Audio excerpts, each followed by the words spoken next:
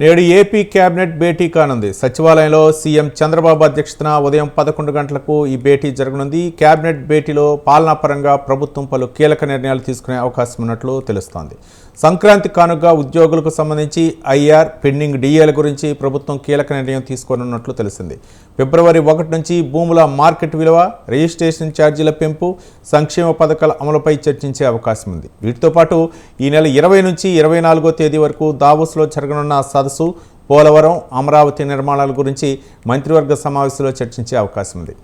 ఆర్టీసీలో మహిళలకు ఉచిత బస్సు ప్రయాణం గురించి చర్చించే ఛాన్స్ ఉన్నట్లు తెలుస్తోంది. ఈ నెల 17న తుది నివేదిక వెలువడనున్న నేపథ్యంలో ఎలా ముందుకు వెళ్లాలనే అంశాలపై కూడా లోతుగా మంత్రివర్గం చర్చించున్నట్లు సమాచారం.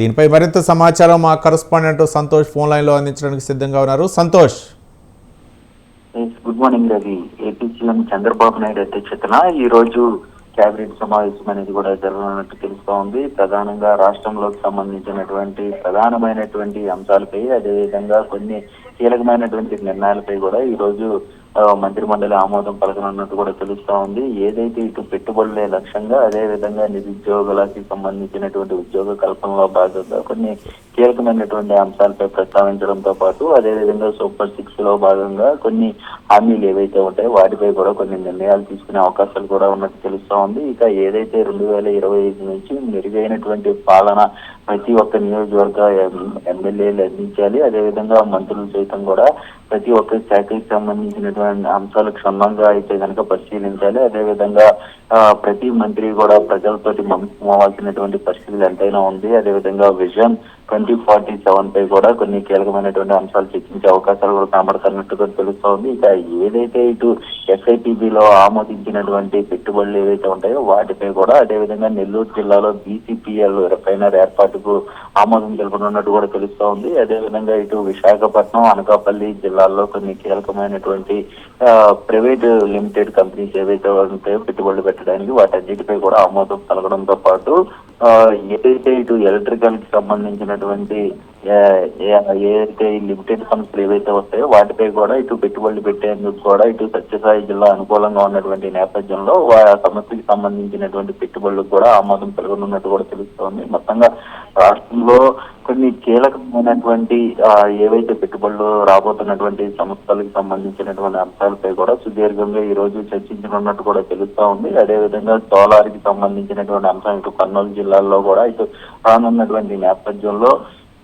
ఏదైతే దాదాపు 400 మెగావాట్ల సోలార్ పవర్ ప్రాజెక్టు కూడా ఇటు కేబినెట్ ఆమోదం అనేది కూడా పలకనున్నట్టు కూడా తెలుస్తా ఉంది. మొత్తంగా చూసుకున్నట్లయితే కనుక కొన్ని కీలకమైనటువంటి అంశాలతో పాటు ఈ రోజు ఏదైతే ఇక రాష్ట్రంలో నెలకొన్నటువంటి పరిస్థితులు కావచ్చు, అదేవిధంగా సూపర్ 6 భాగంలో కావచ్చు, వీటన్నిటిపై కూడా ఇటు సుదీర్ఘంగా అయితే కనుక సీఎం చంద్రబాబు నాయుడు వీరందరికీ కూడా చర్చించే అవకాశాలు కూడా కనబడుతున్నట్టు తెలుస్తోంది. రైట్ సంతోష్, అంటే ఉద్యోగులకు ఏమైనా తీపి కబురు చెప్పే అవకాశాలు ఉన్నాయనుకోవచ్చా? సంక్రాంతి కానుక నేపథ్యంలో, సంక్రాంతి పండుగ రానున్న నేపథ్యంలో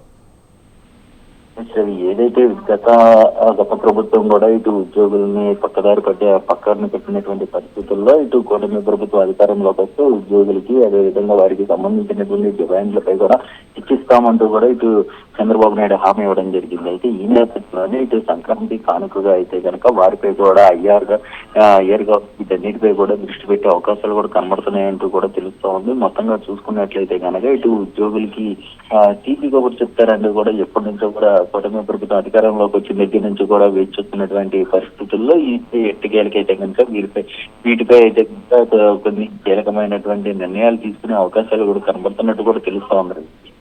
రైట్ సంతోష్, అంటే మరో పక్క మహిళలకు ఉచిత బస్సు ప్రయాణం అవ్వచ్చు, లేక అలాగే అమరావతి, అలాగే పోలవరం విషయాల్లో కూడా దీనిపై కీలకమైనటువంటి నిర్ణయాలు తీసుకునే అవకాశాలు ఉన్నాయనుకోవచ్చా?